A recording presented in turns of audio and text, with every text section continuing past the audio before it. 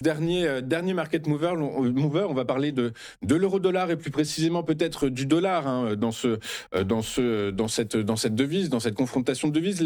L'économie américaine, l'inflation américaine qui a surpris à la baisse, qui ralentit, ce sont les données publiées vendredi. Demain, je crois, on a la publication des minutes de la Fed. Vous parlez de game changer, de catalyseur. Potentiellement, la lecture de ces minutes pourrait nous faire anticiper finalement un assouplissement de la Réserve fédérale américaine qui aurait inévitablement un impact sur la paire euro-dollar. C'est ce que vous anticipez, auquel le dollar se renforce. Je lis par ailleurs, James, certains articles commencent à dire que le dollar ne fait plus office de valeur refuge. Qu'est-ce que vous en pensez? Est-ce que ça se matérialise dans vos analyses techniques?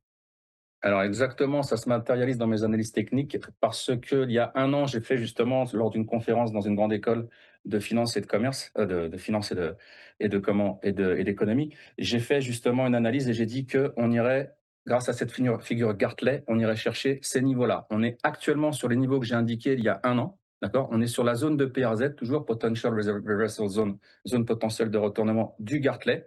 On a un butterfly potentiel. Si on monte au plus haut, on irait vraiment plus haut sur les 1,3, mais je pense que c'est pas pour demain. On serait plutôt sur une correction, on irait chercher justement une prise de bénéfice et on descendrait, on irait plutôt chercher les 1,14 996, 1,12 568. Au plus bas ou au médium, on irait chercher justement la moyenne mobile exponentielle 200 autour des 1,11 578. Donc le premier scénario, c'est le suivant. On monte, on est sur la zone, on a déjà tapé ici sur cette bougie-là du 26 janvier.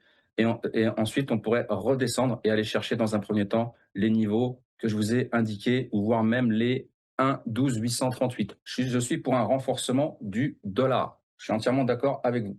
Ok, très clair. Bah, écoutez, James, merci pour vos analyses. Juste une petite précision, nous ne sommes pas en direct, hein, vos market movers ont été enregistrés aux alentours de 8h35. Donc si il se passe quelque chose sur les marchés d'ici cette diffusion-là, qui sera diffusée dans une demi-heure, trois quarts d'heure, voilà, c'est la raison pour laquelle ce n'est pas commenté maintenant avec vous. Merci beaucoup, James, d'avoir été avec nous ce matin. Merci. James Detuati, alias le Loup de Zurich, analyste, trader pour compte propre, analyste technique et chroniqueur financier. Merci beaucoup, James. À jeudi prochain, si j'ai bien compris. Ouais, au revoir.